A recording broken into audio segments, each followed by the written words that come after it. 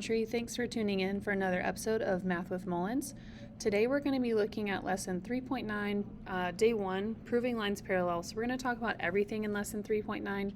Tomorrow in class we'll get more of a focus just on practicing with theorems, but we're going to talk about all the theorems and then be able to solve for missing angle measurements and to also use proofs to prove lines are parallel. So first thing we have are a few proofs, and these are going to go hand in hand with our previous day, 3.7, day 1. But now we want to be able to prove lines parallel. So proving parallel are all of these theorems. The first one is this corresponding angles converse theorem. So let's say we have angle 1 is equal to angle 5 or congruent to angle 5.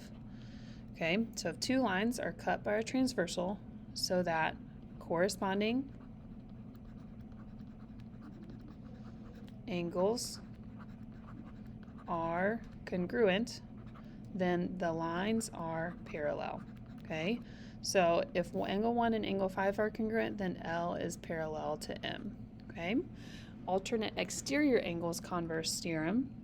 Let's say angle 2 and angle 8, because those are alternate exterior. Angle 2 is congruent to angle 8. If two lines are cut by a transversal that are a pair of alternate exterior angles and they are congruent, then those lines are parallel. So 2 and 8 can represent line L is parallel to line M, okay, because they are stating that they are congruent first. Alternate interior is just kind of the same thing we talked about with alternate exterior. Let's say we have angle 3 and angle 5. So if angle 3 is congruent to angle 5, then L line is parallel to line M. So if two lines are cut by a transversal so that a pair of alternate interior angles are congruent, then those lines are parallel. Okay, and then consecutive interior angles converse just states if I have angle 4 plus angle 5 equal to 180 degrees, then line L is parallel to line M. So if two lines are cut by a transversal so that a pair of consecutive interior angles are supplementary. Running out of room here, but supplementary 180, then those lines are parallel. Okay. Parallel postulate, not necessarily used in proofs, but still good to know. This is when we have special angles are created with parallel lines and transversal. Okay, and really that's just all these pictures that we've seen above. The perpendicular transversal converse theorem, that just states if two lines in a plane are perpendicular to the same line, then the lines are parallel. I'm just going to write the symbol for parallel. So that means here are two lines and they are perpendicular to the same line. So like the same line could be T. Here's L and M. And if we're showing those, then L and M are parallel. L parallel M. Okay? So what we're going to do now is take some of those special angles and try some examples.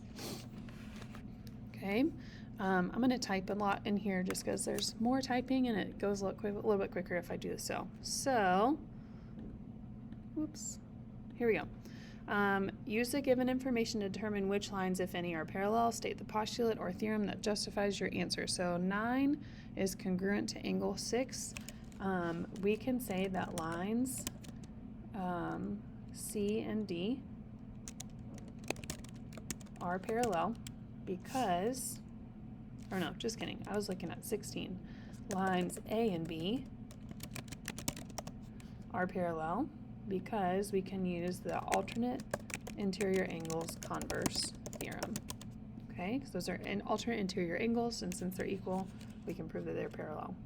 12 and 13 also can be congruent because of lines C and D. So lines C and D are going to be parallel there because 12 and 13 are touching both lines C and D, and we're going to be using the alternate exterior angle converse theorem. For the next one, the measure of angle 10 plus the measure of angle 11 is equal to 180. That's going to help us prove that lines C and D are congruent, or sorry, parallel, because of the consecutive interior angles converse theorem. And then angle 3 congruent to angle 10. This one, unfortunately, we cannot prove if they are parallel because there are no reasons, so not possible, or NA. 8 is congruent to 16. Of course, we can use that one. Those are going to represent lines A and B. 8 and 16 are showing corresponding angles, so we can use the corresponding angles converse theorem.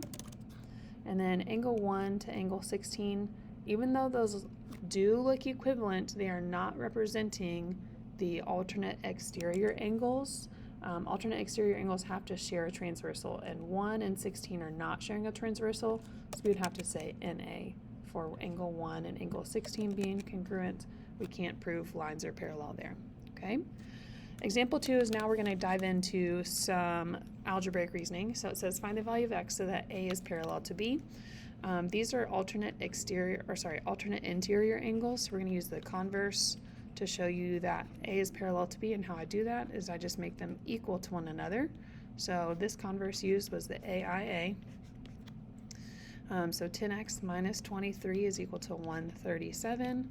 I'm going to add 23 to both sides. I'm going to get 10x is equal to 160, so x has to be 16. Okay. Example 3, find the value of y so that E is parallel to F. This theorem we're going to use is the perpendicular transversal theorem. Perpendicular transversal converse theorem. And that just means if I have two lines that are both perpendicular cut by a transversal, then I can prove that they're parallel. So 90 is equal to 4y plus 10, or 80 is equal to 4y, so that y is equal to 20. Okay. Onward, we'll look at some proofs now. So complete the following proof. If I know that 3 and 8 are supplementary, prove that L is parallel to M. So my statement 1, angle 3 and angle 8 are supplementary, and that would be my given. So that angle 3 plus angle 8 is equal to 180, and that's my definition of supplementary. Okay. Then I would say that angle 7 plus angle 8 is equal to 180, and I could maybe use the linear pair postulate.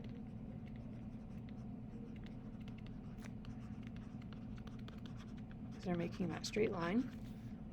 Then I would maybe even say that angle 3 plus angle 8 is equal to angle 7 plus angle 8. So that would be substitution or transitive property.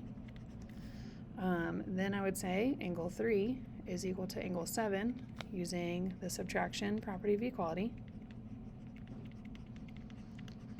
And because angle 3 is equal to angle 7, I can then start to maybe say those are the corresponding angles. Angle 3 is congruent to angle 7. This extra step might actually not be necessary, but angles theorem. And then because those are also corresponding angles and they're congruent, now I can say that line L is parallel to line M using the corresponding angles converse. So 6, this one might not be necessary. You could probably skip that one, but I just wanted to also show that is also their relationship. Okay. Example 5 will be our final proof. So if you want to pause the video here and try it on your own, and when you're done, click play and we can talk about it.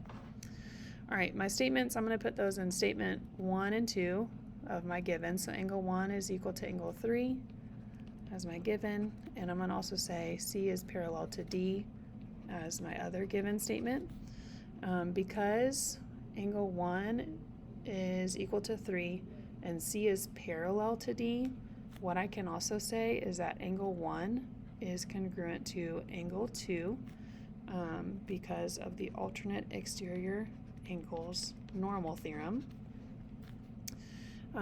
Then I can maybe say that angle 3 is congruent to angle 2 using substitution. And then angle 3 and 2 are now touching A and B lines.